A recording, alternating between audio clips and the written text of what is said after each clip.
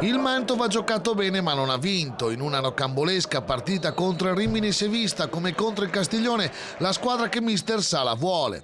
Le occasioni da rete arrivano a grappoli, gol anche, ma manca ancora molto sia nella gestione degli attacchi avversari sia nella malizia nel tenere il risultato.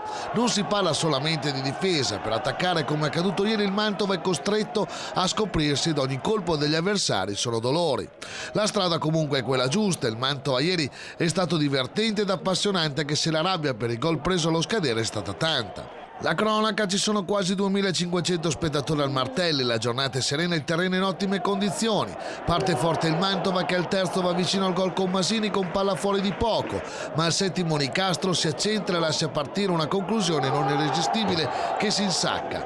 All'11° risponde Zanetti ma la mira è sbagliata e dal 19° Morga prova senza esito. Si arriva al 29° quando Schiavini si fa respingere una conclusione dal limite e dal 32° Masini di testa non inquadra la porta. Ci prova anche Bini al 36° fino al 38° quando da una giocata sublime di Quadri la palla arriva a Olivi che colpisce e Masini rifinisce per il gol del pareggio. Si va alla ripresa con il Martelli caldissimo. Al quinto Floriano serve Masini che appoggia Schiavini che non realizza, ma 2 minuti dopo è ancora beffa da un corner dell'ex Sereni. Nicastro ci crede ed in rovesciata riporta in vantaggio i suoi.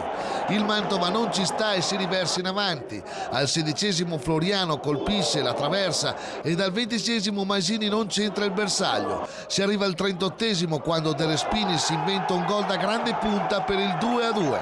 Il Martelli si esalta ed il Mantova insiste fino a quando Zanetti realizza il gol del 3-2 che fa esplodere lo stadio al 41°. Il finale è beffardo con Zanetti a terra per i crampi del Sole, però trova in area Martinelli che pareggia il conto. L'arbitro fischia, finisce 3-3.